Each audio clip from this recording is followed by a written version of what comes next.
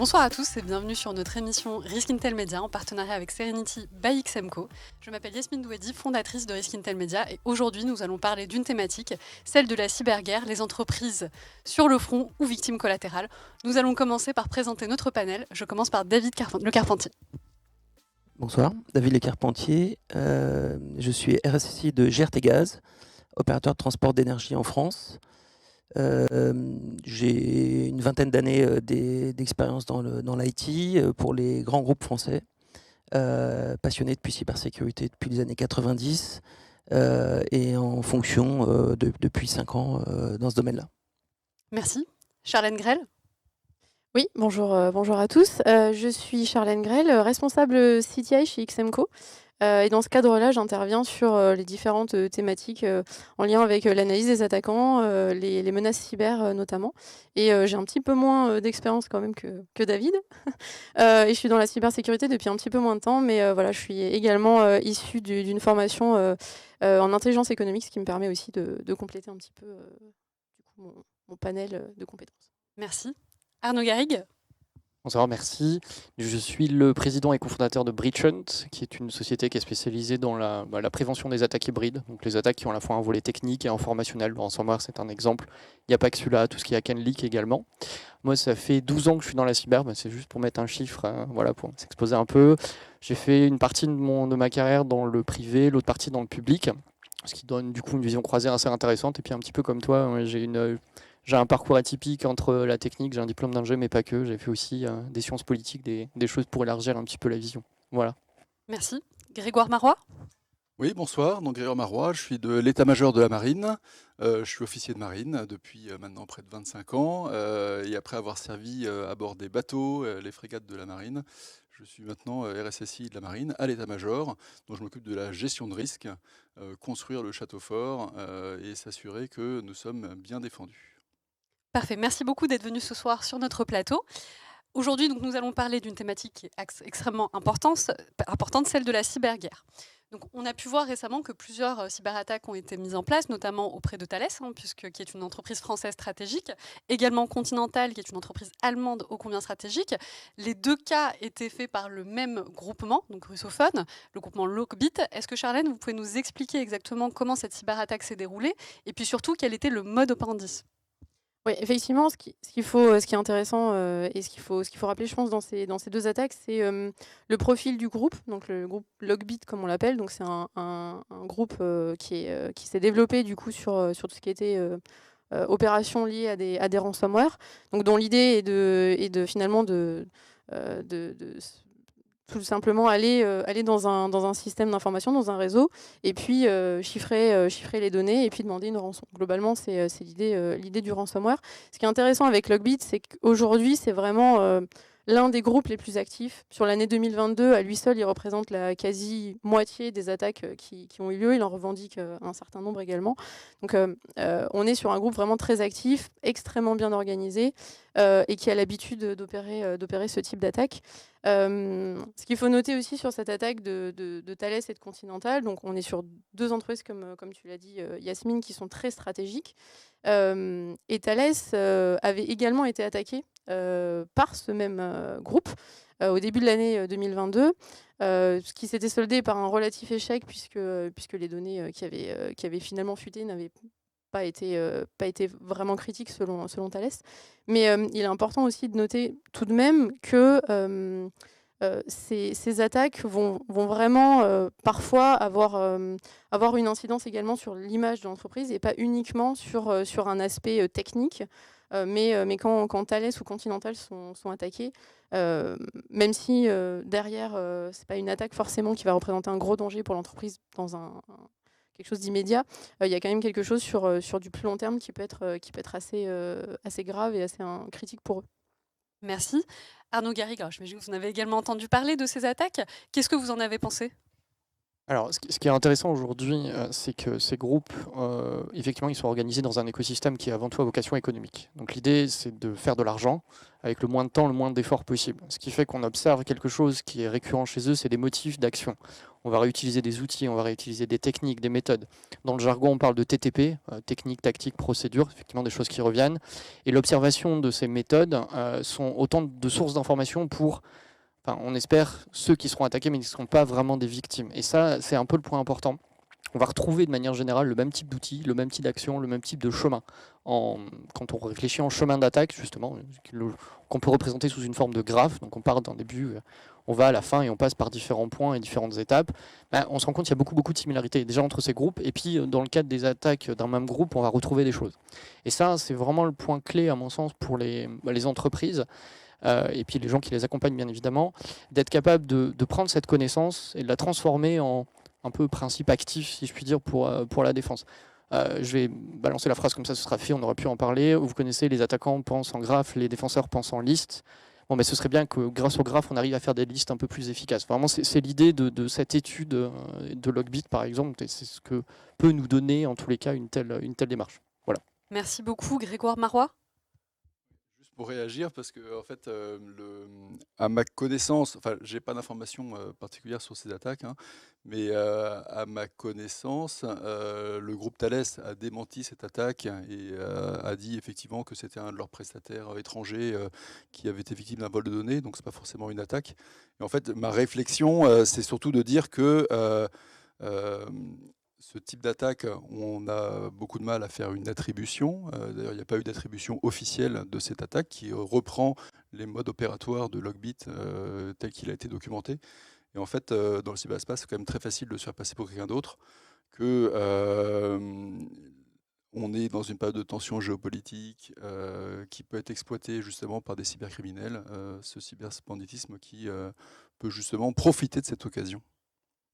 Absolument. Alors, on en parlait justement durant l'après-midi avec Charlène. Alors, c'est très bien, vous utilisez le terme de tension géopolitique. Et donc, j'aimerais savoir, selon vous, est-ce qu'aujourd'hui, on est dans un cas de cyberguerre par proxy entre l'Union européenne et la Russie? Et peut-être plus largement, est-ce qu'aujourd'hui, on est dans un état de cyberguerre pour la France? Charlène? Ouais. Avant de répondre, Yasmine, sur ce point, effectivement, ça avait été revendiqué par le groupe Logbit pour le coup, mais l'attribution étant difficile, c'est toujours plus compliqué.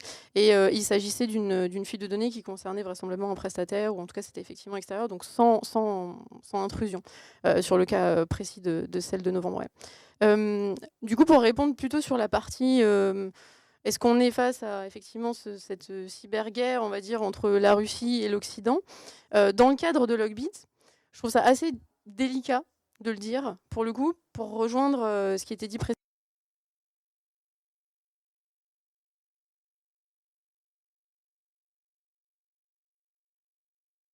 précédemment sur l'organisation commerciale. Sur l'année 2022, on peut notamment citer Conti ou Reville.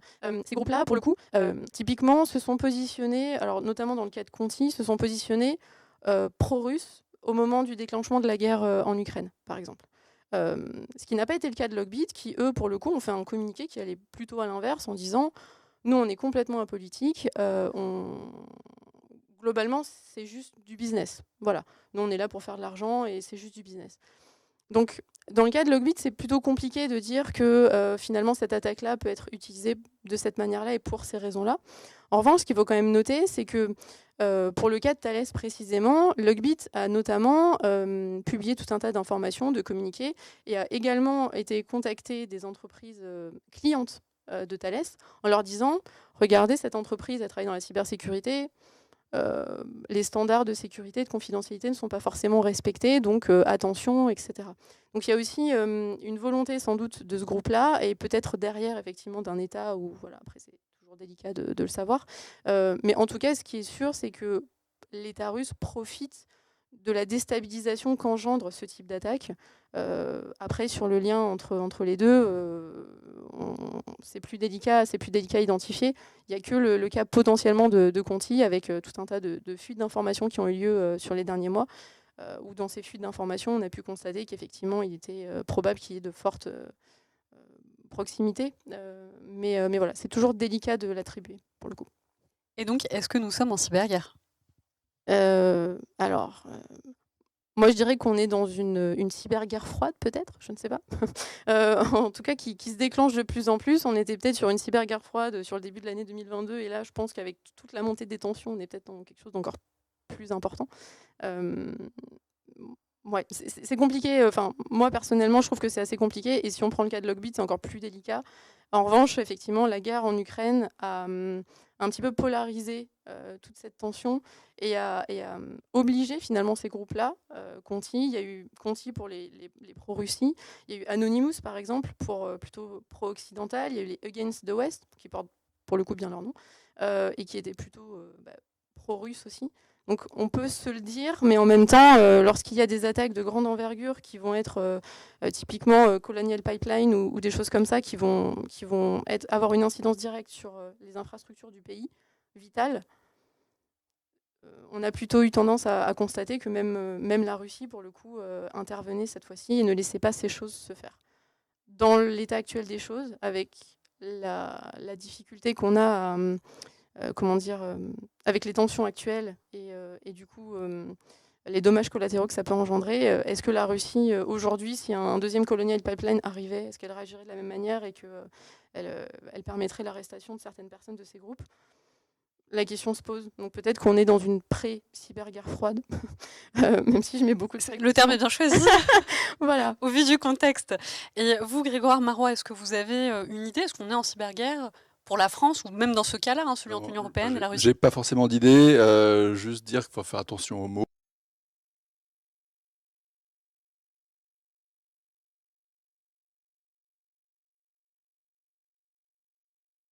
Nous ne sommes pas en guerre, dans le conflit en cours en Europe de l'Est. Et voilà, donc faut Enfin, attention au terme qu'on utilise. Alors, durant nos recherches, vous l'avez peut-être vu, on a constaté que le député donc, russe, membre de la Douma, a proposé aux activistes d'avoir en fait une distinction, donc d'être considérés comme soldats, une distinction militaire, en estimant que ces derniers étaient finalement mieux utilisés derrière leurs ordinateurs que sur le front avec une arme à la main.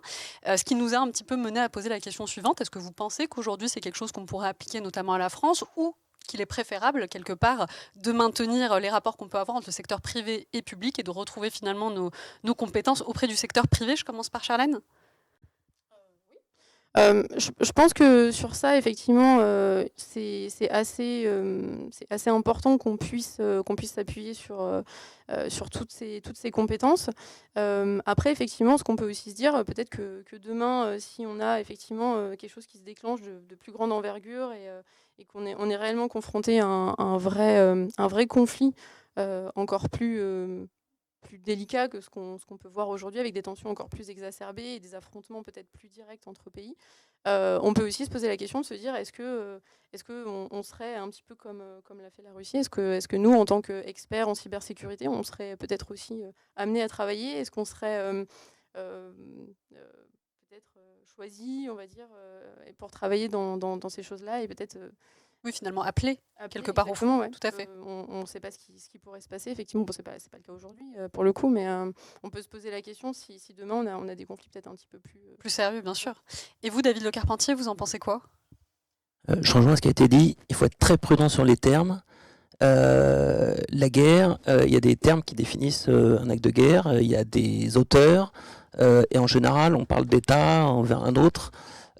Et sur la cyberguerre, ça renvoie à l'attribution. Donc l'attribution n'étant pas ou jamais évidente à faire, il est extrêmement délicat de définir effectivement les parties, les belligérants, et donc de statuer d'un état de guerre. Ce qui engendrerait une réponse proportionnée, et compte tenu des attaques permanente que l'on subit, on serait évidemment en guerre tout le temps contre tout le monde, puisque si la dernière adresse IP qui nous a attaqué nous oblige à répondre, évidemment, vous voyez bien le scénario. Donc il faut être très, très prudent. Sur la Cyber Army,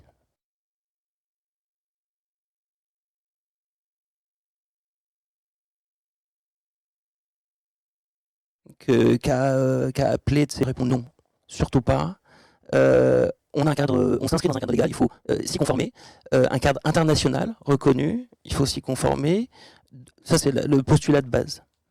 Et puis, si on regarde la question de ce qu'ont fait les Ukrainiens et les Russes sur cette question-là, ça pose quand même quelques questions sur qui sont les civils qu'on appelle au combat, comment ils sont armés, quelle est la chaîne de commandement qui régit leurs actes, qui répondra de leurs actes, des conséquences de leurs actes, et comment on les désarmera.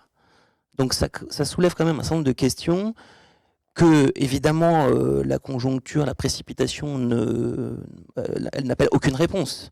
Il faudra pourtant y répondre, et je trouve que c'est extrêmement dangereux de laisser croire que c'est possible, que je crois, commandant, vous me contredirez peut-être, mais qu'il y a eu un engouement des hackers à vouloir contribuer d'une manière ou d'une autre au début du conflit. Ça s'est un petit peu essoufflé, mais il faut l'encadrer. On a effectivement une armée qui répond sur ce type de théâtre. Donc engagez-vous, je crois que c'est ce que vous nous disiez tout à l'heure, engagez-vous si vous voulez en faire partie, et si vous voulez rester civil, il y a aussi des structures, les réserves, dans la gendarmerie, dans l'armée, comme Cyber, qui est à l'initiative effectivement de l'amiral Coustillère, donnent le cadre, un cadre légal d'exécution. Donc si vous voulez contribuer, il y a tout à fait le cadre qui permet de le faire. Éviter le hackback, éviter les initiatives, ça pose vraiment des questions qui relèvent d'un autre ordre, et voilà, il ne faut absolument pas se lancer là-dedans. C'est pour ça que ma position est un peu tranchée sur cette question-là. Alors je me tourne vers vous, Arnaud Garrigue, est-ce que vous avez la même position ? Alors, globalement, oui, j'ai la même position. Le message qui devait être passé est passé. Donc, à la limite, je voudrais donner peut-être un petit peu de contexte là-dessus, ce qui est intéressant. En fait, très rapidement, effectivement, ça pose la question du mercenariat. La question de l'arme est très intéressante parce que techniquement, on ne désarme pas un hacker puisqu'il s'est armé lui-même. Donc, c'est hyper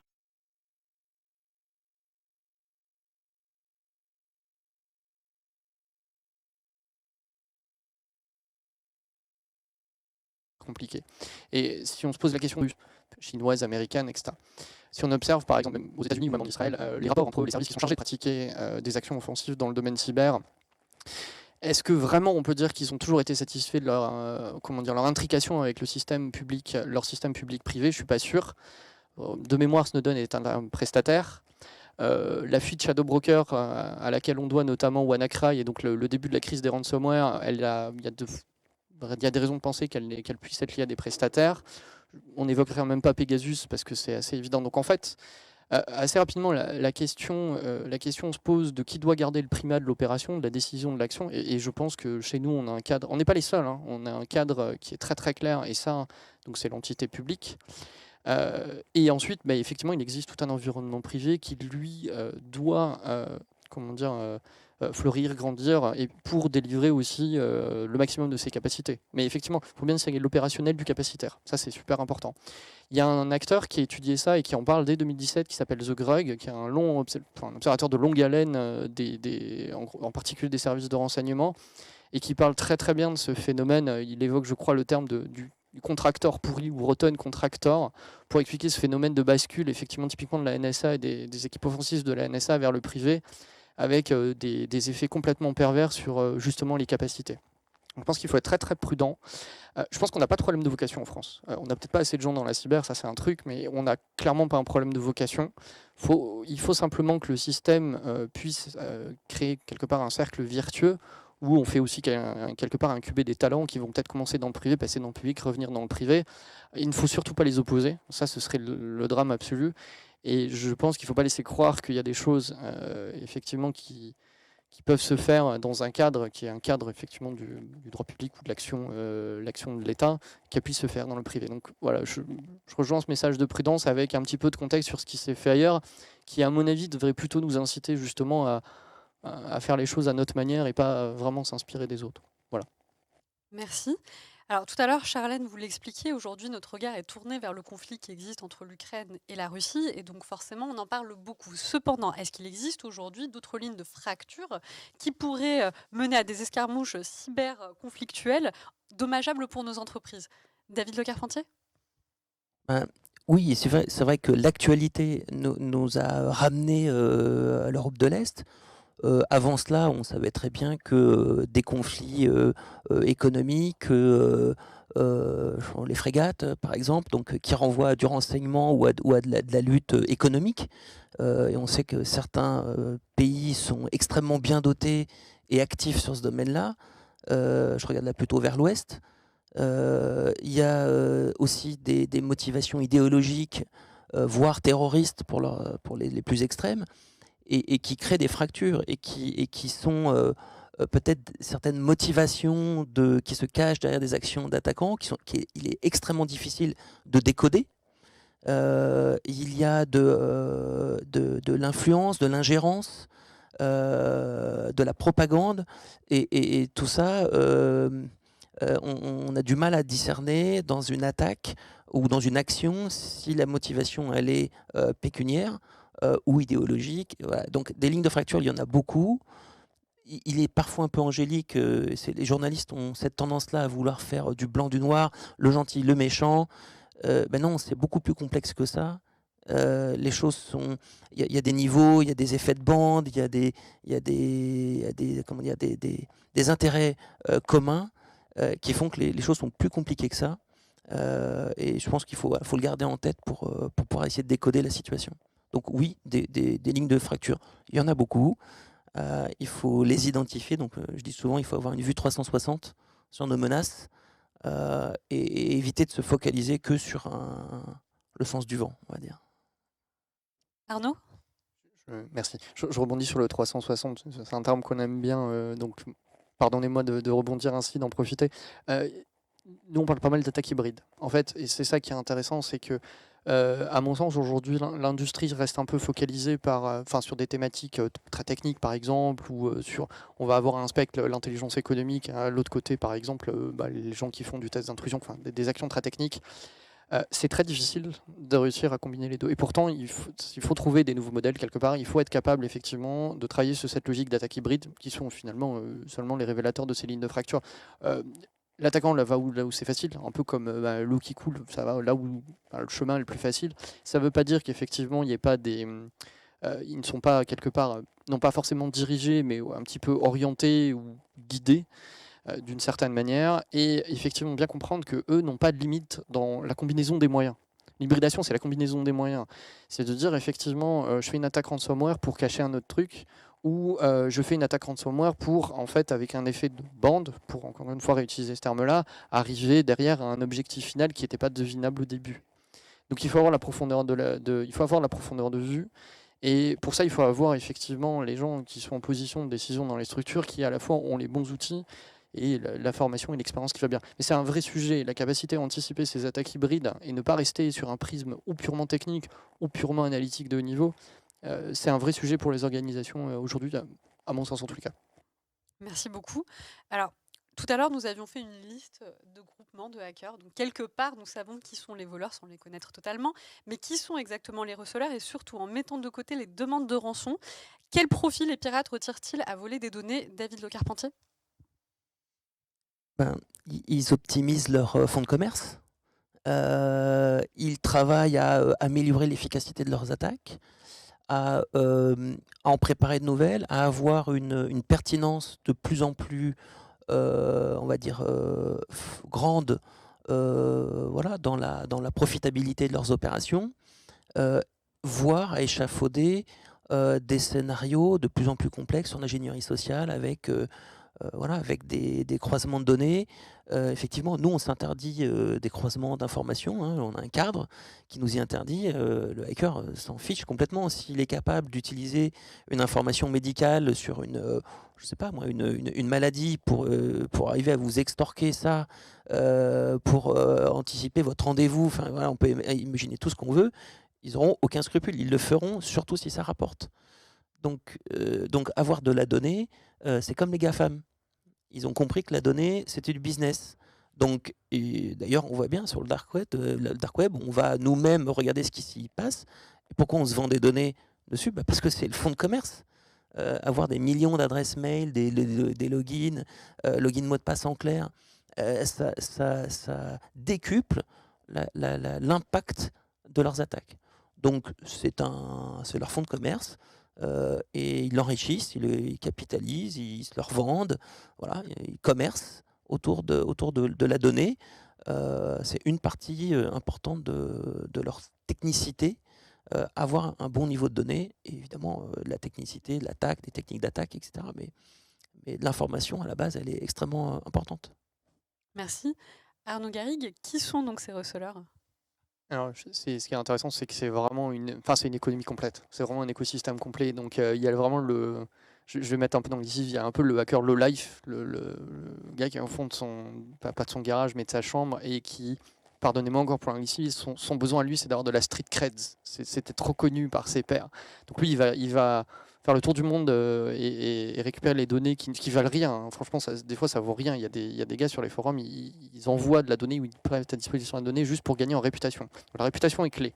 Mais la donnée, c'est comme le Bitcoin, c'est comme l'euro, c'est une monnaie finalement. En fait, c'est vraiment un médium d'échange et ça vous permet d'acheter tout un tas de choses. Ça vous permet d'acheter des accès, de la réputation, et puis ensuite vous montez en compétence, vous accédez à d'autres niveaux. Il y a un côté très jeu finalement là-dedans. Mais donc la donnée de base, la donnée, effectivement, par principe, est un moyen d'échange et un moyen de grandir dans cet écosystème. Donc vous allez ensuite accéder, par exemple, à des zones privilégiées dans les forums. Certains forums russophones, par exemple, sont caractéristiques de ça. Vous payez, vous êtes un Américain.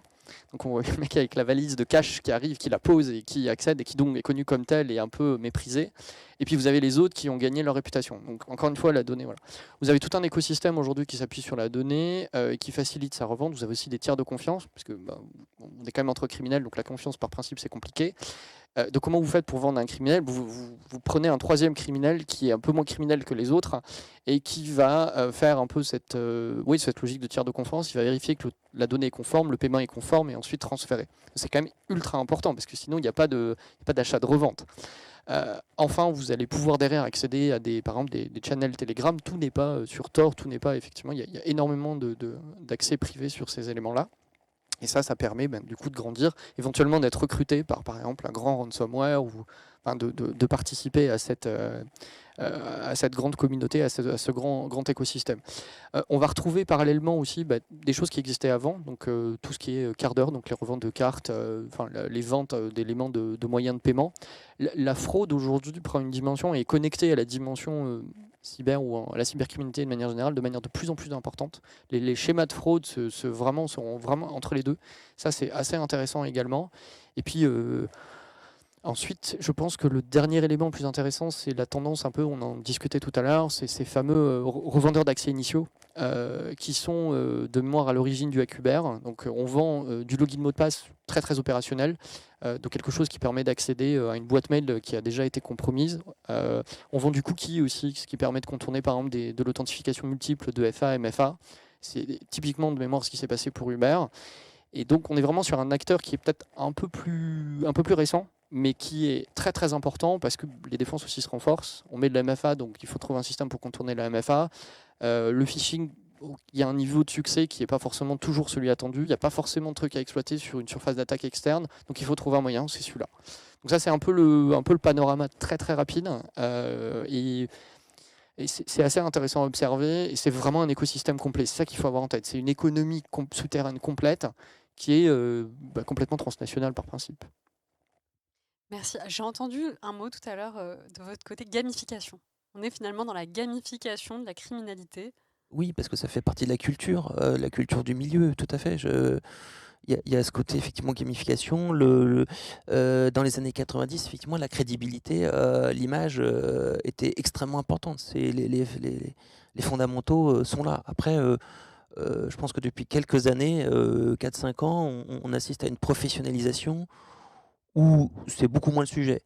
Là, on parle de business, il faut que ça rentre, voilà, on parle en millions, la crédibilité, on s'en fout, hein, c'est pas du tout le sujet. Donc, effectivement, on a probablement encore deux mondes.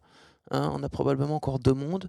Et donc, pour le monde qui est moins professionnel, qui cherche à moins industrialiser, hein, la crédibilité est encore importante, effectivement. Charlène? Et pour rebondir sur ce qui vient d'être dit, du coup, effectivement, le côté hybride est très intéressant parce qu'il se retrouve également dans les surfaces de surveillance sur lesquelles on est, nous, en tant qu'experts en cybersécurité, et sur lesquelles, évidemment, ces personnes-là évoluent. Donc, on peut commencer parfois une investigation sur un réseau social, et puis ensuite aller sur un channel Telegram, et puis ensuite aller sur un site du dark web, et puis repartir sur une marketplace, etc. Et en fait, il y a y a vraiment une hybridation dans les... Et c'est ça qui rend aussi les choses difficiles, je pense, pour nous, parce que, comme tu disais, David, on est dans le cadre, et eux seront toujours beaucoup plus inventifs, imaginatifs que nous, en fait. Parce que nous, on a notre cadre, pour le coup. Donc c'est ça qui est très délicat, et l'hybridation, en plus, fait que on passe d'une surface à une autre, et nous, en tant qu'experts, pour se défendre de ça, c'est aussi plus délicat, et donc on doit aussi multiplier, finalement, nos connaissances et nos compétences sur ces surfaces-là, pour pouvoir correctement répondre, du coup, à la menace. Merci. Alors, Grégoire Marois, certains secteurs, comme le secteur maritime, sont particulièrement sensibles. Aujourd'hui, quels sont les enjeux de sécurisation de ce secteur et surtout comment faire pour rester résilient? Ouais, donc merci de me laisser parler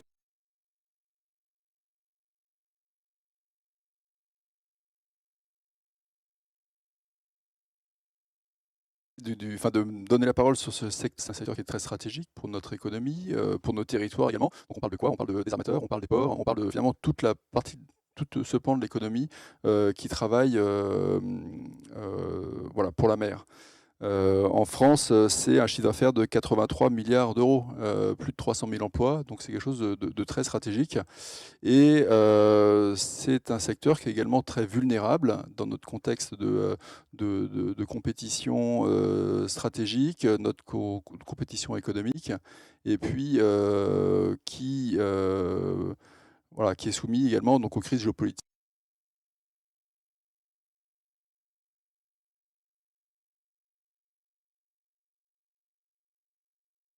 Parce qu'on a des bateaux, on a des armateurs, on a des acteurs du monde maritime qui sont de plus en plus numérisés et également de plus en plus vulnérables.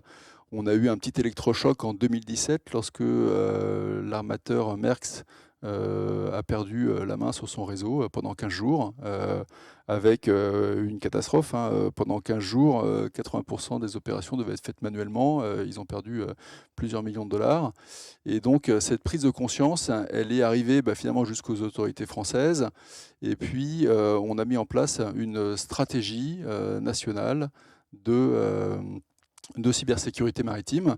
Donc c'est le service du Premier ministre, le SGMR et puis l'ANSSI qui ont mis ça en place de manière à fédérer tous les acteurs du monde maritime autour de cette problématique.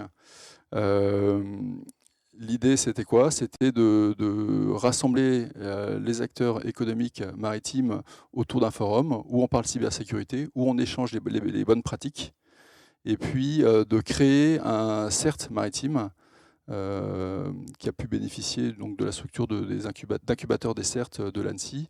Et puis, donc, c'est une association France Maritime qui est basée à Brest et qui maintenant a plus de 60 adhérents. Et ça permet justement que les acteurs du monde maritime puissent échanger entre eux, échanger les bonnes pratiques et puis monter petit à petit du coup, en compétences pour faire face à ces menaces cyber. Merci.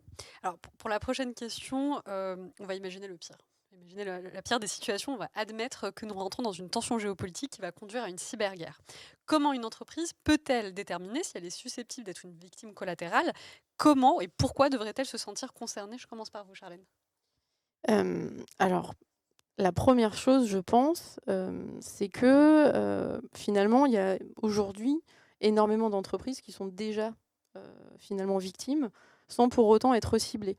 Donc, je pense que c'est un élément assez important parce que finalement, qu'on entre dans un conflit globalisé, etc., ou qu'on reste finalement dans le statut actuel, il y a déjà énormément d'entreprises qui finalement subissent, en étant des victimes collatérales, les attaques qui sont soit destinées, par exemple, en priorité à des grandes entreprises, parce qu'on rejoint toujours l'aspect pécunier, du coup, donc on va vraiment être sur, on va récupérer finalement la rançon, on va se rémunérer de cette manière-là, et on s'améliore, et l'entreprise s'enrichit, enfin l'entreprise entre guillemets s'enrichit, etc. On va être aussi sur des grandes entreprises parce qu'elles sont stratégiques et parce qu'elles peuvent vraiment déstabiliser, en tout cas, le but est plutôt de déstabiliser des États derrière, ou en tout cas essayer d'avoir cette logique-là. Mais finalement, une entreprise, même si elle est petite, sera, quoi qu'il en soit, potentiellement victime soit par rebond, par défaut, on va dire, soit parce qu'elle va être ciblée en tant que prestataire, un prestataire de sécurité, un prestataire qui va avoir des accès particuliers, par exemple des administrateurs, des choses comme ça. On va être sur des entreprises qui vont être ciblées pour en attaquer d'autres. Donc finalement, il y a aussi ce risque d'être attaqué un peu par défaut ou par rebond, comme on l'a constaté à plusieurs reprises. Il y a un autre élément aussi qui fait que beaucoup d'entreprises sont ciblées, même des petites ou des moyennes structures.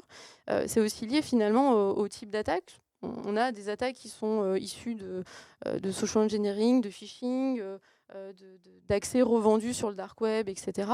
Mais on a aussi finalement des attaques qui sont issues de l'exploitation finalement de vulnérabilités qui sont rendues publiques. Et donc dans ces cas-là, il suffit qu'une vulnérabilité sur une technologie par exemple qui est massivement déployée soit finalement permettent de cibler un certain nombre d'entreprises. Et typiquement, on a eu le cas récemment à plusieurs reprises. Donc j'ai envie de dire, même en n'étant pas forcément dans un cadre aussi pessimiste que tu le soumettais, Yasmine, je pense qu'il y a aussi beaucoup de raisons aujourd'hui, je ne veux pas être alarmiste non plus, mais il y a aussi beaucoup de raisons qui font que les entreprises, indépendamment de leur taille et du fait qu'elles ne soient pas spécifiquement ciblées, puissent quand même être victimes, finalement. Absolument. Arnaud Garrigue. Alors, je vais être un petit peu plus radical au risque de provoquer le débat. Mais il faut. Merci. Nous, on dit que tout le monde est une cible. Voilà. Je vais vous en convaincre de suite. Enfin, je vais essayer du moins. Je suis tout à fait d'accord. On est une cible pour ce qu'on a, pour ce qu'on sait, ou ce à quoi on donne accès. C'est la manière la plus simple. J'ai fait une intervention dans un colloque cybersécurité et j'ai rencontré des gens qui étaient des entrepreneurs dans le domaine du luxe et pour qui Instagram était un sujet. En fait, ils se faisaient voler leur compte Instagram avec de l'extorsion. C'est le ransomware de l'Instagram. C'est une attaque cyber, évidemment. Oui, donc en fait, vraiment, tout le monde est une cible. Une cible qui s'ignore peut-être, mais une cible quand même. Donc ensuite, la question pragmatique, c'est comment on fait ? À partir du moment où vous êtes une cible, je pense qu'il y a deux choses. Il y a il faut pas effectivement céder à la crainte et faut pas vraiment écouter tous les vendeurs de cybersécurité. Alors je me mets dans le lot, donc je vais changer de casquette, ça va être un petit peu compliqué, mais il faut appréhender son paysage de menaces. C'est le premier truc. C'est vraiment le point le plus important. Et ça, c'est à mon sens, pour vous essayer de vous prouver que je suis à peu près neutre sur ce sujet-là, c'est pas un prestataire qui pourra le faire. Il pourra éventuellement vous accompagner un peu dans l'analyse, mais nul ne connaît mieux son secteur, son entreprise, son marché, ses concurrents, ses adversaires que le chef d'entreprise ou en tous les cas la personne qui la dirige, qui en est le décideur. Nous par exemple, on a sur certains de nos clients qui commencent par nous dire ça, et c'est aussi pour ça que je veux tordre le cou à cette idée-là, parce qu'il y a aujourd'hui trop d'entreprises, et notamment dans le middle market, PME, ETI, qui disent non mais moi je n'ai aucune raison, vous comprenez, j'ai rien à voler. Ouais, en fait, si. Mais peut-être qu'effectivement, vous ne l'avez pas envisagé. Peut-être que vous n'avez pas envisagé que aujourd'hui, c'est facile de trouver un hacker qui va vous faire quelque chose. Vous avez plein de gens qui sont susceptibles de vous menacer. Donc, sans vraiment devenir paranoïaque, quel est le paysage de menaces réaliste ? Est-ce que vous faites face à une menace généraliste qui, effectivement, n'est pas directement ciblée ? Ou à l'inverse, est-ce que vous pouvez est-ce que vous êtes une victime d'une attaque ciblée ? Et ensuite, on met en place une analyse des capacités d'attaque. Donc il faut bien distinguer l'opportunité d'un niveau d'exposition ou l'attractivité. Est-ce que vous êtes attractif pour un attaquant ? Et qu'est-ce que vous exposez ou quelles sont les opportunités qui existent qui peuvent être utilisées contre vous ? C'est vraiment c'est un peu la matrice, le croisement de ces deux sujets qui, à mon sens, doit être le premier pas dans la réflexion. Voilà. Une fois n'est pas coutume, je vais intervenir sur ma propre question. Je suis tout à fait d'accord avec vous. Effectivement, c'est vrai que souvent les TPE-PME vous disent écoutez, nous on est trop petits, il n'y a pas vraiment d'intérêt de se faire attaquer, donc on est sécurisé. Pas du tout, parce qu'effectivement, aujourd'hui, toutes les entreprises sont interconnectées et ça peut être justement des prestataires et donc être utilisé comme des chevals de Troie. Donc, je rejoins tout à fait votre idée, tout le monde est concerné. David Le Carpentier, vous en pensez quoi ? Pardon. Oui, je partage complètement. Il faut revenir quand même à la définition de cyberguerre. La cyberguerre, ce sont en tout cas tels que le définissent les assureurs. C'est intéressant, même s'il n'y a pas de convention internationale sur la question, les assureurs ont pris les devants. Parce que vous avez remarqué aujourd'hui dans vos contrats de cyberassurance, il y a des exclusions. Et d'ailleurs, l'assuré a la charge de démontrer qu'il ne s'agit pas d'un acte de guerre. Et l'acte de guerre étant défini par des opérations ayant des conséquences dans le cyberespace sur la victime, menées par un État. allez faire l'attribution qu'il s'agit de la Russie à niveau individuel, c'est oublié, c'est pas la peine. Donc, si c'est ça le contexte de la question, un État va, et on l'observe, même si vous n'êtes pas des spécialistes, je ne le suis pas non plus, mais de la guerre, il va chercher à taper d'abord les infrastructures d'importance vitale. En France, on a depuis quelques années, l'État a pris en charge cette problématique-là au travers des décrets sur les systèmes d'importance vitale, et donc a défini 13 secteurs, si je suis à jour, d'importance vitale, qu'il identifie, protège, surveille, encourage à renforcer la protection dans le cyberespace de ces ouvrages-là, parce que vitaux pour la nation. Donc, on peut déjà considérer que dans le cadre d'une cyberguerre, ces intérêts vitaux sont à minima renforcés, identifiés et feront l'objet d'une attention particulière. C'est l'objet de tous ces dispositifs. Et puis après, il y a le tissu économique, le reste du tissu économique. Évidemment, on peut imaginer qu'un État qui chercherait à attaquer un autre au travers du cyberespace, je me doute que mon cordonnier va pas être le premier de ses préoccupations. Par contre, il peut faire partie des effets collatéraux, directs ou indirects, par ransomware, etc. Moi aussi, j'ai eu le cas de collègues qui vendent des vis. Ils me disent, tu comprends, je vends des vis, qu'est-ce que tu penses qu'ils s'en foutent de moi? Bah, si, si tu payes une rançon, tu deviens un bon client. Donc oui, on est tous, quel que soit le niveau, potentiellement une victime, probablement pas le centre d'intérêt d'un belligérant qui cherche à mener une guerre au sens on va dire, historique du terme. Donc attention, il faut bien reposer la définition de la question. Merci beaucoup David. Alors, rentrons un petit peu plus dans le concret, j'ai envie de dire. Existe-t-il des solutions aujourd'hui qui sont préconisées pour anticiper ces menaces, ou faut-il mettre en place une équipe dédiée à la cybersécurité ou faire appel à des prestataires externes? Je pense que c'est toujours la question qu'on pose. Je commence par vous, Charlène. Ouais. Ça va rejoindre un petit peu ce qui a été dit pour le coup, parce qu'effectivement, selon moi, on est sur quelque chose d'hybride, donc il n'y a pas qu'une seule réponse, il n'y a pas qu'une seule bonne manière de faire les choses. Il y en a beaucoup qui s'adaptent aussi au contexte de chaque entreprise. Ça passe d'abord par la connaissance de son... C'est bête ce que je vais dire, hein, mais ça commence par la connaissance de son parc informatique, de son système d'information, de ses technologies, la connaissance de son environnement, en fait, tout simplement. Qu'il s'agisse d'infrastructures, qu'il s'agisse de personnes aussi, puisqu'on peut élargir aussi à tout ce qui va être risque physique, par exemple. Donc je pense que ça passe vraiment par une bonne connaissance, on va dire, de son propre environnement global, et également par sa connaissance, la connaissance, on va dire, et là, ça peut s'apparenter à de la veille ou en tout cas de la surveillance de son exposition. Donc ça rejoint effectivement ce qui a été dit. Il y a vraiment aujourd'hui, si une entreprise arrive, ou une organisation d'ailleurs, parce que on parle d'entreprise, mais ça peut aussi être des entités de l'État, voilà, des organisations étatiques, ou par exemple le secteur de la santé qui est spécialement ciblé. L'intérêt est vraiment de pouvoir corréler les informations qu'on a en interne avec finalement une meilleure connaissance de ce qui est en externe, ce qui est exposé par exemple sur Internet, les tendances des attaques. Est-ce que dans mon secteur d'activité, il y a des attaques spécifiques qui sont perpétrées? Quelles sont les méthodes d'attaque? Est-ce que moi, sur les technologies que j'ai sur mon parc informatique, sont des choses que... Voilà, il faut que je suive, par exemple, les mises à jour des technologies. Est-ce que tout est à jour? Il y a énormément de sujets, mais je pense que le principal est vraiment de la connaissance de ce qu'on a en interne, la connaissance de ce sur quoi on pourrait potentiellement être ciblé, de l'état des choses, de l'état de la menace. Et ensuite, il y a énormément de choses qui peuvent être faites quand on a cette connaissance sur ces deux aspects. Il y a de la gouvernance, il y a de la mise en place évidemment de technologies en interne, de SIEM, d'équipes, de CERT, on en a parlé, de SOC. Il y a tout un tas de choses à faire. Mais déjà, l'étape première pour moi, c'est vraiment la connaissance de son environnement. Et c'est ça qui, pour le coup, qui fait la différence en termes de maturité d'un point de vue sécurité des entreprises. Et pour le coup...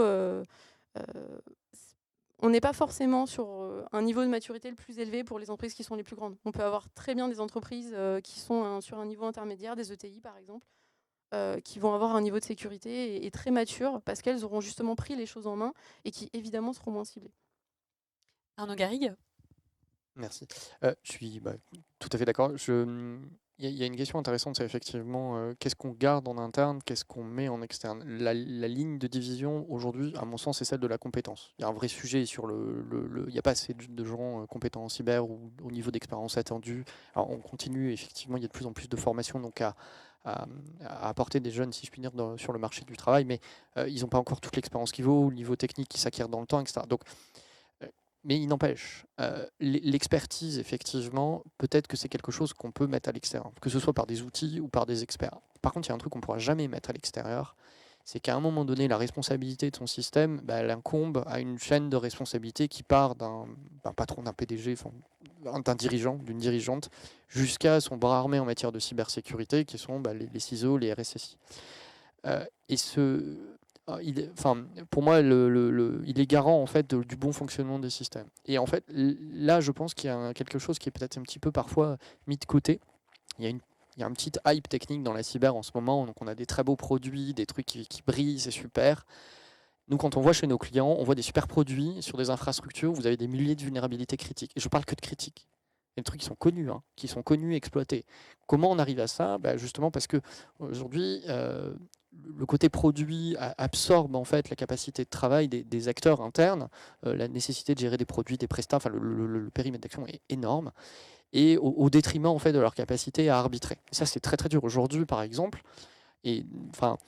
Il y a une valeur ajoutée énorme pour des acteurs, pour des responsables en cybersécurité, à avoir des analystes compétents, qui ne sont pas forcément des experts techniques, mais des gens qui sont capables d'analyser des projets, qui sont capables d'analyser les biais dans une organisation, de dire, attendez, là on a quand même un problème, on a mis 1 million sur un EDR, ou peu importe le produit, mais par contre on n'est pas capable de mettre à jour. Très gros sujet finalement, et c'est vrai, ça se croise partout. Et c'est la même chose sur la surface d'attaque, finalement. Aujourd'hui, l'expertise existe à l'extérieur, les outils de gestion de surface d'attaque, ils existent, c'est pas le sujet. Par contre, si derrière, il n'y a personne en interne qui est capable d'arbitrer, de prendre un sujet d'une correction dans le temps, du maintien en conditions de sécurité, et par là même du maintien global en conditions de sécurité, en conditions opérationnelles, d'un système d'information, on a un vrai problème de fond. Donc, je pense qu'il faut faire attention aussi à pas lâcher, à pas se concentrer uniquement sur les purs projets ou les sujets purement techniques, mais pas oublier qu'en fait, il y a un côté management, direction, analyse, projet au sens large qui a autant besoin d'attention en fait que le reste du monde, si je puis dire, ou le reste des sujets. Voilà. Je ne sais pas si j'ai été clair, mais absolument. Merci beaucoup. David Le Carpentier. Oui, je voulais compléter parce que je rejoins la vision sur la maturité, la connaissance du risque qui doit rester la propriété du dirigeant ou de la dirigeante. Et après, la question, effectivement, dépend de, une fois qu'on connaît la menace, les risques afférents pour son business. La question est, en fonction de ces risques, de sa taille, parce que ça va dépendre si on s'adresse à une PME, une ETI ou à un grand groupe. Donc évidemment, on n'a pas les mêmes moyens. Et en fonction de la complexité de la menace, eh bien, on va devoir faire appel à des spécialistes pour traiter de l'ingénierie sociale, pour traiter de l'acculturation, pour traiter de l'analyse des événements. On a besoin de s'appuyer sur des niveaux d'expertise. Je ne connais pas beaucoup de sociétés qui peuvent se targuer d'avoir en interne l'ensemble des domaines d'expertise. C'est compliqué à la fois de les acquérir, de les fidéliser, de les développer. Parfois, c'est extrêmement spécifique. Donc, il y a nécessairement besoin de faire appel au marché. Et quand on a ou une taille critique suffisante ou des complexités particulières, on a intérêt, je pense, c'est ma conviction, on a intérêt à garder en propre un certain nombre de connaissances de son bon niveau de risque pour pouvoir faire ces fameux arbitrages. On peut dépenser des millions, ça peut être un puissant fonds, la cybersécurité. La vraie question, c'est en face de quel risque on veut investir. Est-ce que ça amène les résultats? Et ça, il faut une très très bonne connaissance de l'entreprise, ou en tout cas des enjeux qui vous concernent. Et c'est extrêmement difficile de le confier à un sous-traitant. quand bien même ils vous accompagnent depuis longtemps, il y a quand même des décisions qui relèvent de votre responsabilité. Et ces aspects-là doivent, à mon sens, rester à la main de l'entreprise, ou en tout cas sous une chaîne de commandement qui permet d'engager la responsabilité de l'entreprise. Sinon, il y a une petite question sur la gouvernance de l'entreprise, à mon sens. Merci. Alors, Grégoire Marois? Oui, juste pour réagir, je ne suis pas forcément le mieux placé pour parler du monde de l'entreprise. Je pense que chaque entreprise fera, du coup, en fonction de ses ressources disponibles, en fonction de sa stratégie.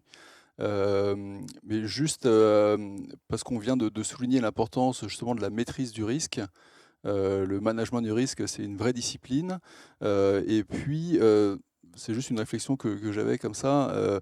Au sein des entreprises, on a des gens qui travaillent déjà sur le risque, mais le risque physique, la sécurité, la sûreté. Ce qui pourrait être une bonne idée dans beaucoup d'entreprises, c'est de se faire rapprocher justement les gens qui travaillent du coup dans de la cybersécurité avec la sécurité physique, la sûreté. Je pense qu'il y a des synergies intéressantes qu'on peut trouver entre ces deux mondes. Absolument. Alors, David Le Carpentier, vous parliez tout à l'heure justement de la menace. Donc moi, j'aimerais bien rentrer un petit peu plus sur le sujet. Quel est à votre regard l'évolution de la menace cyber, mais surtout, quelles sont les grandes tendances auxquelles on devrait s'attendre à venir? Alors, j'ai pas de boule de cristal, donc les tendances, je ne sais pas. C'est plutôt un ressenti. Je pense qu'effectivement, on va voir l'exploitation de l'humain de plus en plus. Ça me paraît évident. La dimension humaine a tellement de facettes qu'aller en exploiter. Enfin, on voit l'ingéniosité que développent les attaquants à élaborer des schémas d'attaque basés sur les faiblesses, finalement les sciences cognitives. Je pense qu'ils sont loin d'avoir épuisé ce vecteur-là.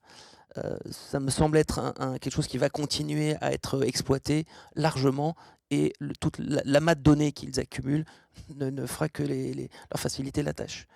Je pense aussi que depuis quelques années, on parle pas mal de cyber, c'est un peu hype effectivement, mais il y a une vraie prise de conscience. Donc la difficulté pour un attaquant d'obtenir les bénéfices qu'il escompte augmente. Et donc on voit un décalage. Moi je l'ai vu de manière assez significative dans mon secteur depuis 1 an et demi, 2 ans maintenant, un décalage vers la supply chain, vers les fournisseurs. Parce que moins grand, finalement on se confronte à la problématique qu'on vient d'exposer juste avant, peut-être moins d'énergie, pas la masse critique pour se protéger, et donc plus vulnérable. Et donc je pense que la supply chain va continuer, à mon sens, à être un sujet complexe, parce que contractuel, parce que capacitaire, parce que le secteur de la cyber est déjà extrêmement tendu pour les plus gros, ceux qui aspirent toutes les compétences. Le marché offre beaucoup de solutions. Du conseil, c'est compliqué. Moi, je vois à quel point les dirigeants ont du mal à savoir vers qui se tourner, à qui faire confiance. Voilà,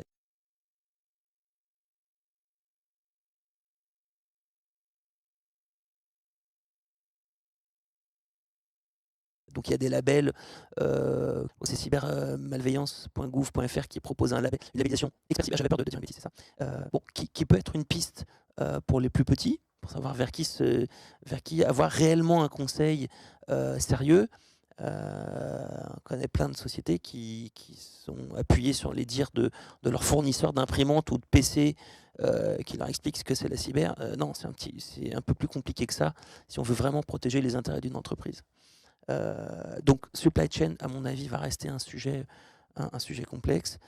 Et puis l'avenir des conflits on va dire proches fera peut-être évoluer la situation on va attendre de voir. Merci. Alors, il est vrai qu'il n'est pas simple de communiquer lorsqu'on se fait attaquer. On a peur justement des représailles en termes d'image, et pour autant, on a besoin de ces retours d'expérience également pour monter en compétence sur ces sujets. Et donc, comment aujourd'hui on peut, en tout cas pour une entreprise, est-ce qu'on peut se mettre dans une situation où on peut concilier ces deux aspects? Qu'est-ce que vous en pensez, vous? Je pense que ce qui est important pour une entreprise, c'est de pouvoir bénéficier justement d'un espace de confiance où on peut discuter avec d'autres entreprises, avec des services de l'État, de ces attaques.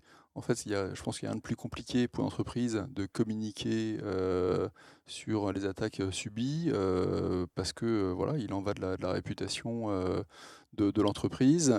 C'est pas bon pour les clients. C'est de l'information vers les concurrents. Et donc voilà. Et donc, il faut qu'on puisse avoir donc, un objectif de résilience collective dans les secteurs d'activité. Et donc, la création de cercles de confiance, tel qu'on l'a vu dans le secteur maritime, tel qu'on le met en place également pour le secteur de l'industrie de l'armement, je pense que c'est une bonne piste. Merci. Alors nous arrivons à la fin de cette table ronde avec la dernière question. Pouvez-vous nous livrer de façon anonyme, bien évidemment, si l'information n'est pas publique, un retour d'expérience quant à la gestion de crise cyber? Arnaud Garrigue. Merci. J'ai suivi cette question qui est effectivement toujours un petit peu compliquée. Alors, effectivement, on a choisi, on en a discuté, c'est pas un sujet facile que d'aborder ces questions-là. Donc, de partager deux, trois cas et d'en tirer 2-3 enseignements, pas plus. L'idée, c'est d'illustrer la très très grande variété des crises cyber. Moi, j'ai eu l'opportunité de travailler sur une crise cyber, donc une attaque au sein d'un OIV, lors de mon passage au ministère des Armées. Et là, effectivement, c'est vraiment... c'est le plan hors sec, comme on disait avant. Donc tout le monde débarque. C'est plusieurs semaines d'intervention, voire des mois dans certains cas, avec différents acteurs, des cellules de crise, etc., etc. Mais on est avec un OIV. Donc en fait, on a les moyens de se préparer, on a les moyens, on a les services de l'État qui accompagnent, il y a des enjeux stratégiques. Donc en fait, je ne dirais pas que l'argent n'est pas un problème, mais quelque part, l'argent n'est pas un problème parce qu'on est... il faut sauver le soldat Ryan, quoi. Il ne faut pas qu'il tombe. Enfin, voilà, on ne peut pas le perdre.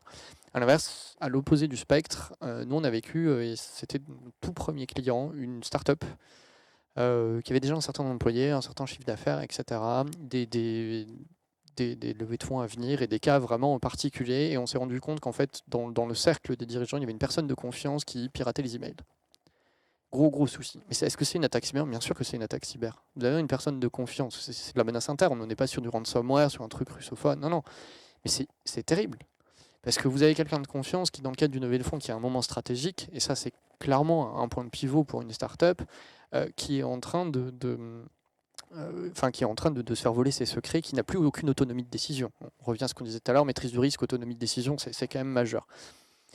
Donc voilà, un cas pour illustrer l'inverse, donc une structure à l'opposé du spectre en termes de taille, mais qui a une problématique de vie ou de mort quelque part, puisque si elle ne fait pas sa levée de fonds, on ne sait pas si elle va réussir à survivre dans les mois qui arrivent. Et comment on fait? Je viendrai un peu sur le rétexte global de tout ça. Et puis on a la taille intermédiaire, où nous on a eu affaire à un cas où une entreprise nous appelle, le ransomware est là. Bon, ils ont a priori une primo-intrusion, ou en tous les cas une fuite d'informations sur un de ces fameux revendeurs d'accès, donc les IAB, Initial Access Brokers, qui a quelques mois, une tentative d'exécution vraiment quelques mois plus tard.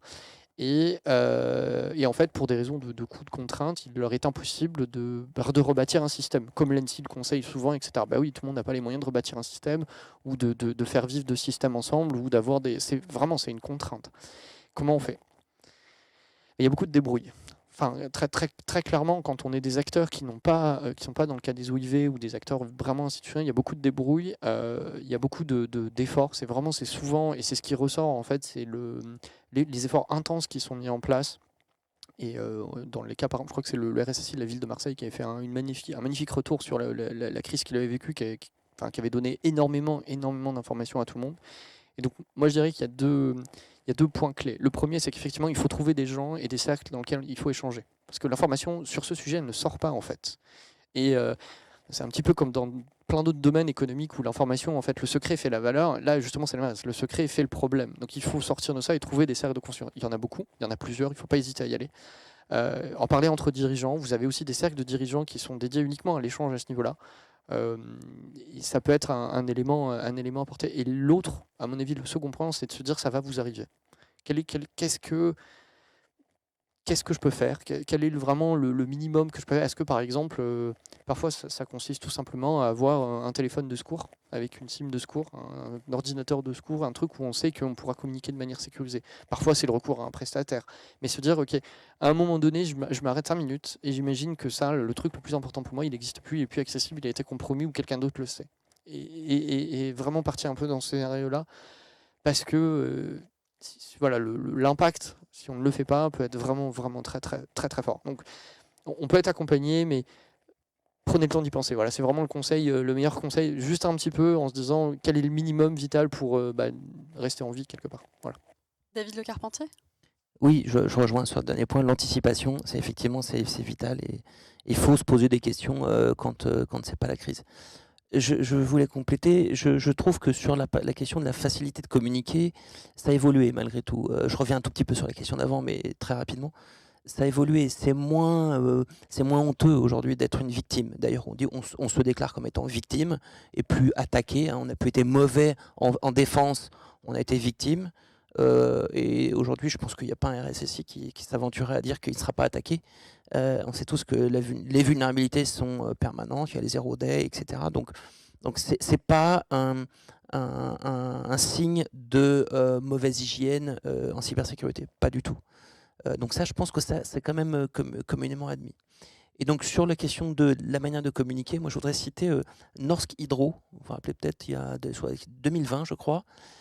J'avais trouvé remarquable la manière dont ils avaient communiqué, c'est-à-dire qu'ils s'étaient fait attaquer ceux qui font l'aluminium, voilà, les canettes de coca, etc. Et le lendemain de l'attaque, ils étaient en conférence de presse avec l'équivalent de l'ANSSI, avec un discours très clair, très limpide. On est attaqué, on est des victimes, on est avec les services de l'État, on s'organise, et cette transparence leur avait valu un flat sur le cours de leur action. Et si vous regardez le Rex de tous les incidents, de toutes les boîtes qui tardent à communiquer, vous verrez que ça décroche en termes de cours.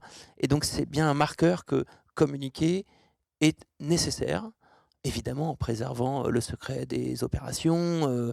Voilà, il ne faut pas non plus alimenter l'attaquant, hein. Il y en a qui sont malins sur ce jeu-là, mais je pense que communiquer est une nécessité au bon niveau. Et chez moi, on a fait l'expérience de se mettre en situation comme ça pour jouer, de s'entraîner à ce scénario-là. Eh bien, c'est le meilleur moyen de se dire, de se mettre dans la situation que tu citais. Tiens, si tout ça n'existait plus, comment je fais? Qu'est-ce que je dirais? Eh bien, on a les journalistes, ils sont là. Le direct est dans 5 minutes. Qu'est-ce qu'on raconte? Je vous assure qu'en sortant de ce type d'exercice, vous faites un petit draft et vous avez toujours pas loin de vous un truc avec les trucs essentiels à raconter, la posture. Voilà. Et là, c'est un travail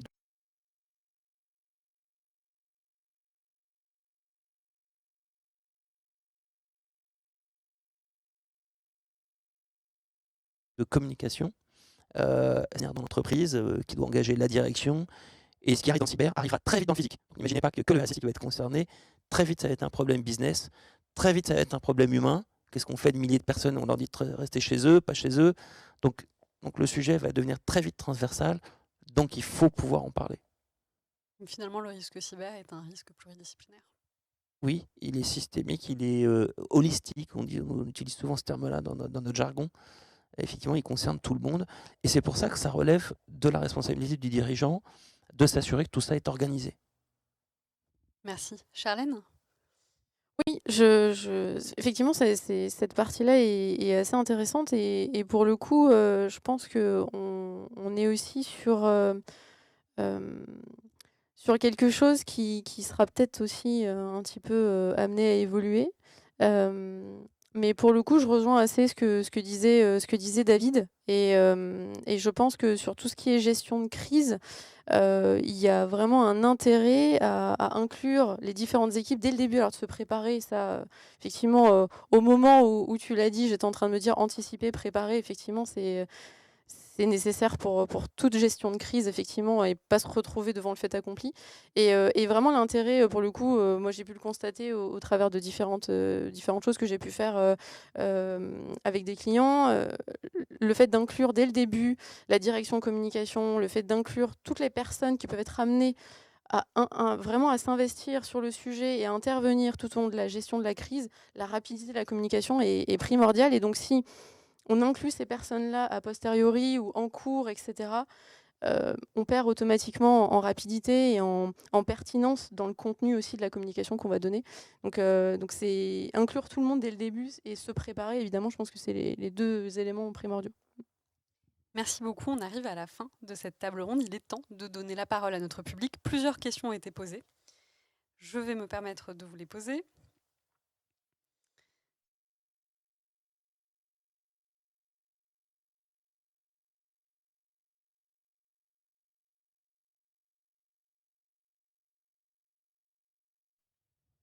première question. Allez-y. C'est une anecdote, une façon de voir le monde que j'aime bien pour illustrer le côté qualitatif. Quand les hackers américains ou la NSA se plantent, le monde change. Il faut s'en rendre compte quand même. Snowden, on passe au full chiffré. Donc en fait, on annihile des dizaines d'années d'efforts sur les interceptions de masse, etc. Shadow Brokers, WannaCry, Eternal Blue, le début de la crise des ransomware. Bon, c'est quoi la prochaine? Je ne sais pas. Mais alors, ce qu'on peut citer souvent Stuxnet au milieu, qui est un game changer, donc parce qu'il y a l'automatisation, il y a l'hybridation avec ce qu'on a appris, on va dire un peu plus récemment, donc avec des opérations qui incluent des humains. Il y a aussi le passage des air gaps, donc des ordinateurs isolés complètement en réseau. Il y a beaucoup de choses. Donc à chaque fois qu'il faut un petit pas de côté, tout le monde se regarde en disant « Oh mais dis donc, qu'est-ce qui se passe ?» Donc les Russes, je pense, effectivement, sont qualitativement très bons, mais finalement, on les connaît très bien. On connaît très mal, finalement, les autres. Par exemple, on a beaucoup moins de retours sur les capacités réelles, les TTP, les manières de faire de la NSA. Finalement, les Chinois sont aussi relativement discrets, peut-être de moins en moins.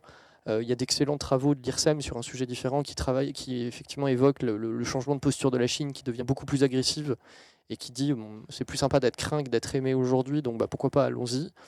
Ils sont clairement bons. Mais je serais beaucoup plus prudent quant à dire que ce sont les meilleurs. Voilà. Peut-être juste également pour compléter, ce qui différencie peut-être, alors pas que, mais ce qui peut aussi différencier cette posture qu'on peut avoir des hackers russes ou des groupes russes, etc. Il y a aussi un enjeu au niveau des réseaux sociaux. De la manipulation, de la création de faux comptes, des bots sur les réseaux sociaux, cette influence-là. On n'en a pas beaucoup parlé, mais c'est vrai qu'un gros risque aussi, c'est pour le coup, c'est par rapport à ce qui pourrait venir demain. Moi, je pense qu'il y a beaucoup de choses qui seront liées aussi à l'usurpation d'identité, à l'usurpation d'identité de personnes, de marques. Ces choses-là, on les voit de plus en plus, nous, pour le coup. Et ça rejoint un petit peu cette technique qu'ont aujourd'hui, à l'heure actuelle, majoritairement les Russes, et l'ont d'ailleurs beaucoup utilisé dans le conflit actuel avec l'Ukraine. Et effectivement, ça, c'est quelque chose qui peut aussi ajouter à ce sentiment de se dire, au-delà de la survisibilité qu'on a, effectivement, ce sentiment de se dire, est-ce que ce ne sont pas les meilleurs? Parce que, mais je rejoins, je n'irai pas du tout sur ce terrain-là. Je ne donnerai pas mon avis là-dessus. Mais l'aspect réseaux sociaux et manipulation de l'information, je pense qu'aujourd'hui, il y a une composante qui est assez présente chez eux et qu'on ne retrouve pas forcément dans d'autres pays. D'accord.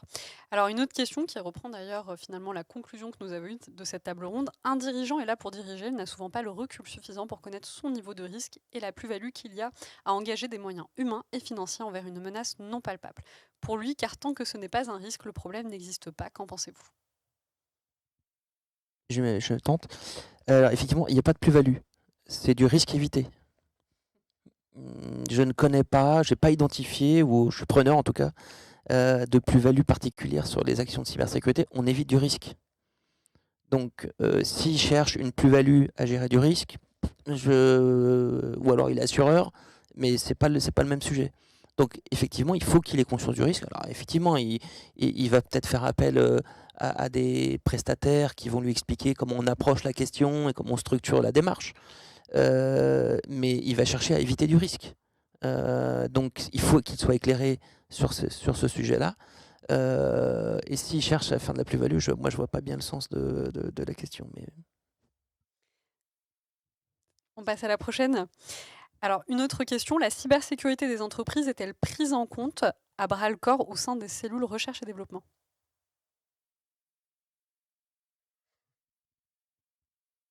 Allez, je tente. Je crois que non, parce que c'est pas du tout...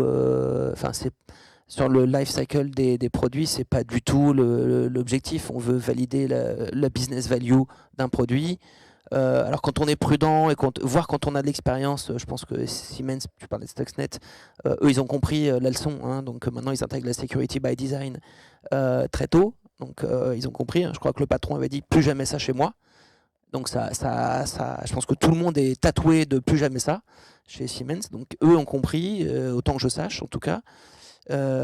Mais ça reste, je ne sais pas si c'est exceptionnel, mais c'est compliqué d'investir de l'énergie pour une potentielle menace, alors qu'on ne sait même pas si le produit il est bankable, quoi. Donc c'est complexe, hein, l'intégration de la sécurité dans les produits, dans l'innovation. il n'y a qu'à regarder l'IoT. L'IoT, c'est le no man's land de la sécurité. Et puis en plus, par définition, je pense que ça n'arrivera probablement jamais, pour différentes raisons techniques. Donc on voit bien que c'est pas simple, et ça demande un niveau de gestion de risque, enfin un niveau d'enjeu suffisant pour que ce soit intégré. Et ces enjeux-là n'arrivent que finalement dans un cycle de développement assez tard. On arrive à les quantifier assez tard dans un cycle de développement. Et donc la question se pose tardivement quand elle se pose. Arnaud, bien sûr.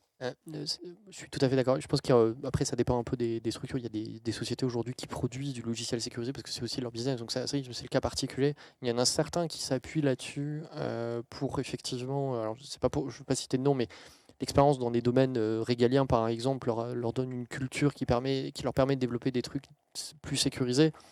Mais il y a quand même un terme aujourd'hui qui est assez connu, qu'on retrouve exactement, qui est le terme de bloatware. C'est le logiciel bouffi.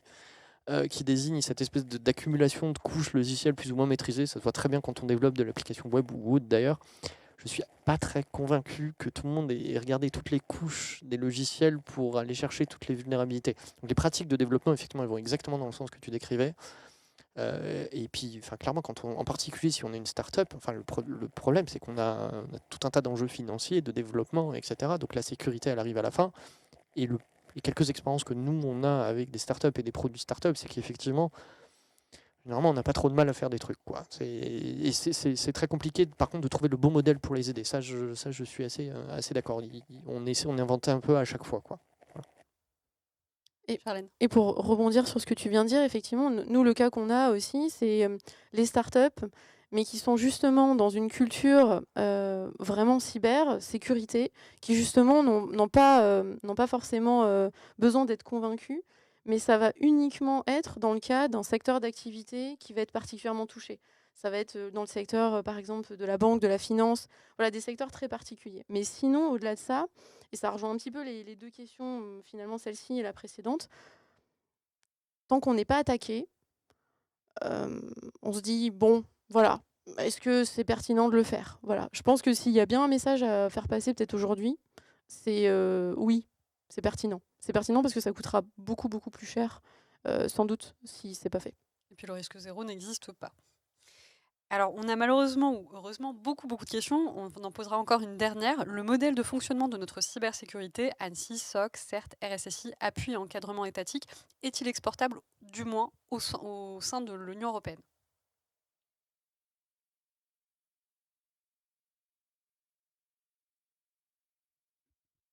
Je vais me lancer pour pas te laisser te lancer à chaque fois.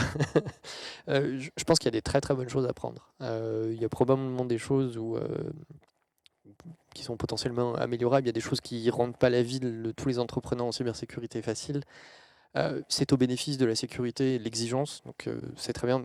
Bon, voilà, c'est pas toujours facile. Il y a peut-être par exemple entre le label expert cyber ou de cybermalveillance et à l'autre bout le PASI, il y a une zone un peu vide qui est un peu compliquée et on peut avoir l'un assez facilement, l'autre c'est vraiment très exigeant. Voilà, donc il y a peut-être des choses qui sont un peu plus compliquées pour moi dans ma vie d'entrepreneur. Ça c'est un très très perso, hein, donc voilà, c'est pas reproductible. Pour revenir vraiment à la question qui est posée, l'ANSSI a quand même une réputation assez extraordinaire. Il faut clairement noter leur très très haut niveau de compétences et ils ne lâchent rien à l'exigence en fait. C'est vraiment le gardien du temple, la définition du gardien du temple. Donc en général, quand ils ont une opinion, elle est toujours écoutée et elle est toujours valable. Et ce qui fait que ne serait-ce que ce modèle-là est intéressant. Et clairement, il y a quand même quelque chose qui doit être dit au propos de l'ANSSI, c'est que dans ce problème large de compétences et de fuite privée-publique, ils gardent les gens. Le temps moyen, je crois, à l'ANSSI est autour des 6 ans, et ce qui est remarquable. Ils gardent les gens parce que, au niveau d'exigence de compétences, ils sont capables de les garder, de les fidéliser, ce qui est un enjeu majeur. Et ça, il faut absolument garder. C'est plus à nous de l'exporter que l'inverse. Il y a des trucs intéressants aussi, beaucoup dans les CERT régionaux qui sont en train d'être mis en place. Ça, c'est une idée que je trouve très très intéressante, qui se réplique, puisque l'échelle de la région, finalement, on le retrouve un peu partout dans les autres pays, à différentes, ils s'appellent différemment, mais il y a des logiques comme ça qui sont plutôt intéressants. Donc, ouais, je pense qu'on a des trucs, on a de la qualité à exporter, ouais, clairement. Oui, je complète là, effectivement, le modèle français, il est quand même regardé au niveau européen. Alors, je ne suis pas un spécialiste des questions européennes, mais quand même, on voit la BSI en Allemagne, elle est quand même pas mal connectée et appuyée sur le modèle. le modèle quand même français est très regardé et sert quand même un peu de référence, en tout cas en Europe. La CISA américaine vient quand même regarder un peu ce qui s'y passe. Bon, voilà, donc on fait des trucs qui sont effectivement efficaces. Il y a tout le cadre dont on a parlé tout à l'heure qui clarifie effectivement qui fait quoi, les actions des uns des autres. C'est structuré, on ne peut pas nous enlever ça. Il y a des domaines de compétences extrêmes. C'est vrai que l'ANSSI fait un travail remarquable depuis 2011. Aujourd'hui, elle fait référence. Il y a des tentatives d'organisation à la maille européenne, le positionnement de l'ENISA, etc. Donc on voit qu'il y a cette volonté d'y aller. Il n'y a pas beaucoup de pays qui sont organisés comme la France en Europe. Donc loin de là. Donc notre modèle, mécaniquement, risque de servir, si notre modèle, au moins d'inspiration. Charlène ? Et également pour compléter, je suis complètement d'accord avec les deux points de vue, effectivement. Et pour compléter également, je pense qu'il y a aussi quelque chose qui est en train de se construire sur le volet judiciaire également, dont on entend parler quand on est dans le milieu, mais qu'on n'entend pas forcément beaucoup. Et notamment avec avec des équipes dédiées de police pour répondre du coup vraiment qui favorise justement les dépôts de plaintes, d'attaques. On a vite fait de se dire bon, j'ai été attaqué, qu'est-ce que je fais ? Je vais essayer de récupérer les données, elles sont en vente sur le dark web, comment est-ce que je fais ? La première des choses, c'est aussi de porter plainte. Plus on aura de personnes qui portent plainte, plus on aura aussi d'entreprises, plus on aura de poids aussi. Et typiquement, moins on payera de rançon, par exemple, moins on sera aussi attaqué. Donc finalement, c'est aussi un cercle vertueux qui peut se créer. Aujourd'hui, je crois qu'on a une procureure qui est dédiée notamment à ces problématiques-là, qui est centralisée, et qui vont traiter de sujets, typiquement des cas de groupes, comme on a pu en parler avec Logbit, avec ces autres groupes. Mais je pense que c'est aussi important qu'on prenne conscience de cette nécessité pour qu'il y ait tous les volets, il y ait l'anticipation, il y ait la détection, où ça c'est plutôt les prestataires et les entreprises, mais il y a aussi ce volet un peu réaction, on va dire, où il ne faut pas rester sur juste j'ai été attaqué, j'ai fait ma gestion de crise. Il faut aussi qu'il y ait peut-être une suite pour qu'il y ait moins de suites aux attaques. Merci beaucoup. Alors, nous arrivons à la fin de cette table ronde. Donc, merci de vous être prêtés au jeu et d'avoir répondu à nos questions. Merci également à toutes les personnes qui nous ont suivis à distance et qui ont justement été intéressées par cette émission en partenariat avec Serenity by XMCO. Toujours dans cette logique de sensibilisation, d'ailleurs, Serenity met à votre disposition un livre blanc. Si vous souhaitez le recevoir, n'hésitez pas à nous envoyer un message, soit par LinkedIn, soit par email.